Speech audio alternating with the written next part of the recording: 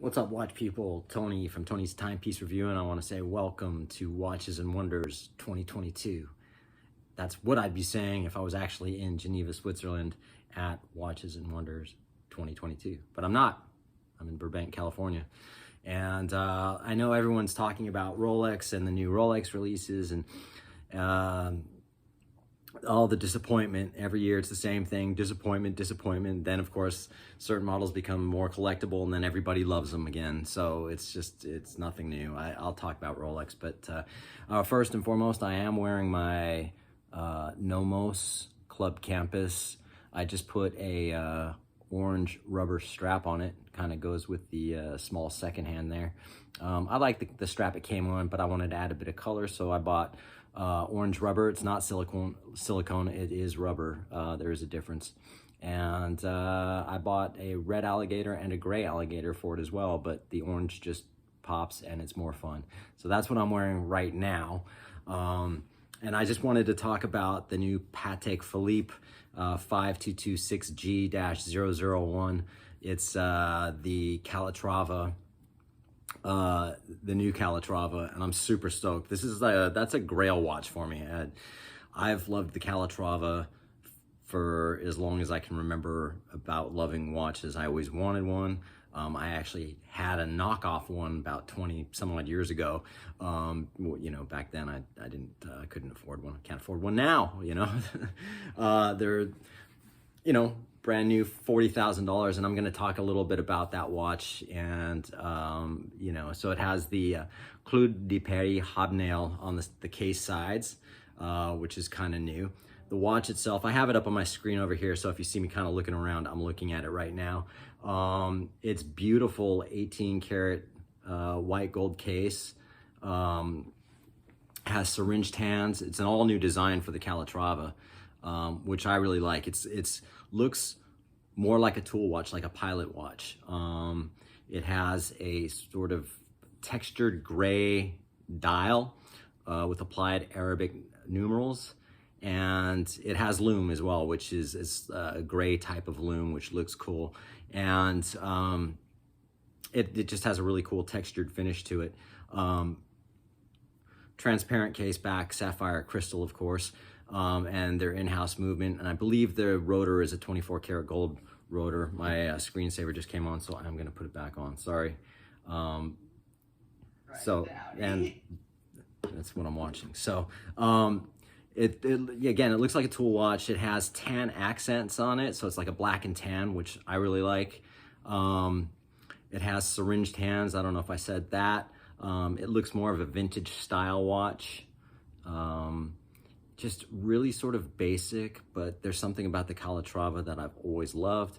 And I like simple watches. I don't like all the complications and things of that nature. And I used to, back, you know, 25 years ago, I used to love all the complications, you know, and now I just like basic. I want to tell the time, and I like classy, I like clean. I don't like, you know, too much going on with the watch. Again, solid 18 karat gold, white case, 40 millimeter case, by the way. The date is at 3 o'clock. And the Clou de Paris hobnail, it's on the case sides, it's this happens to me sometimes, you know what I mean? It's like not the Côte de Genève type styling to it, but different. So again, it looks like a tool watch. I love this watch. It's my Grail watch.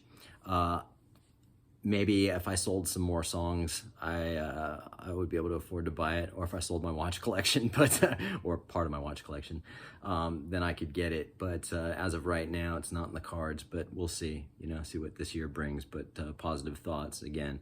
And I've been looking at the Patek Calatrava on the secondary market, as well as Vacheron is another Grail watch for me. And I've always loved the Patrimony, you know, so. The weird thing is I do like dress watches. I like the Patrimony. I had a Frederic Constant that sort of had that similar look, but I never wore it just because it was like, it's not the real thing. It's a real watch. It's a Frederic Constant. Those are pretty nice watches, and they've got in their own right their own calibers and such. But the Patek Philippe most people, again, they gravitate towards the 5711, the Nautilus, Aquanaut, which I love the Aquanaut, not so much the Nautilus, but I'll take it if you give it to me. But I do love Patek, and I've always loved Patek. But again, I go for the simplicity of what they are as far as all the grand complications. And they have some stunning new watches that came out that I'd love to have if I, again, sold more songs. So having said that, I wanted to kind of keep this brief and just talk about the new Patek, and that's it. I didn't want to go into the whole Rolex thing that everybody's going into. And, again, I'm a Rolex fanboy. I'm waiting for a new watch. I should hopefully be getting it real soon. Said in my last video on the Vintage Omega, guess what I was going to be getting. Is there a prize? No. Maybe I'll give a prize. I don't know. But hopefully I'll be having a new watch to display fairly shortly. And I do appreciate everyone who likes and subscribes to my channel. So if you do like and subscribe, I do appreciate it. And if you comment, I answer most comments, most of them. And I also never talk about an Instagram page. I just started an Instagram page for my watches. It's Tony's Timepiece Review. So if you want to go over there and like my page, I'd appreciate it. Give me a follow or whatever you do with that kind of stuff. Anyway, having said that, I hope everyone's having a great night, and I appreciate you. I got a beer right here, gonna have a sip. Tony's Timepiece Review, I'm out.